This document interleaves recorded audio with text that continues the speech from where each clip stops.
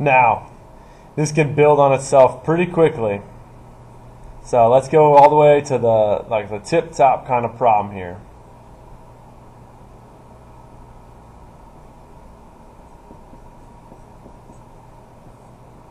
Gotta go quiet while I write it down. Make sure I don't mess it up in the write down stage.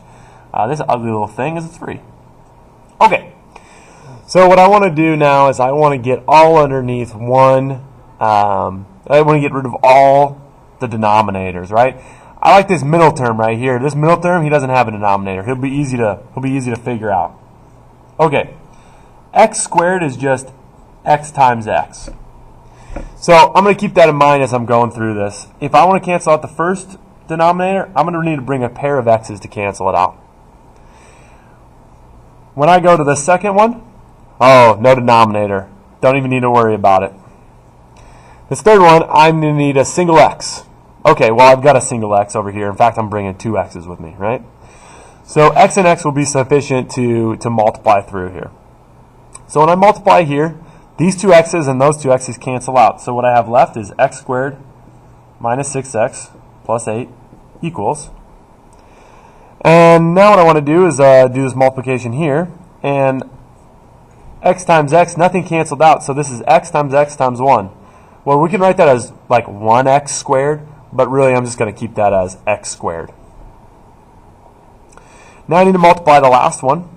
And to do that, I know that my x is going to cancel out with one of the x's multiplying by it. And what I'm going to have left over is an x, right? So it's going to be x times x minus 3, right? So this x is just going to come all the way here, safe and snug in there. So watch what I have now. So this is x squared minus 6x plus 8 equals x squared. Now notice I'm distributing a negative x to all of this. So it'll be negative x squared plus 3x. A sign flips because it'll be negative x times a negative 3.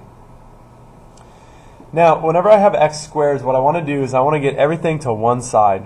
Notice before we even get going, though, we're kind of giving a little godsend there. X squared minus x squared, you're gone, right? So really all I have left on this side is a positive 3x. So I want to get this equal to 0, so I'm going to subtract 3x from both sides. And I'm going to get x squared minus 9x plus 8 equals 0. So where do I go from here? What I want to do now is I want to solve this thing. You have your choice. You can either solve with quadratic formula or you can solve by factoring. I'm going to solve by factoring. I need numbers that multiply to 8 that add up to negative 9. So like negative 4 and negative 2 will multiply to 8, but they'll only add up to negative 6. Negative 1 and negative 8, yeah, they'll add up to multiply to 8 and add up to negative 9. So these are my numbers that satisfy both of those. So this thing factors to x minus 1, x minus 8 equals 0.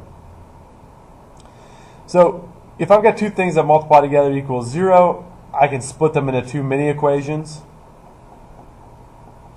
Because either one or the other has to equal 0. I'm going to add 1 to this side and add 1 to both sides here. I'm going to get my first solution of x equals 1. I'm going to add 8 to both sides here and get my second solution of x equals 8. I could have solved this equation with the Pythagorean theorem. I mean, not the Pythagorean theorem. The quadratic formula. That negative b over 2a plus or minus the square root of b squared minus 4ac all over 2a. That action. Either one is just as valid as the other.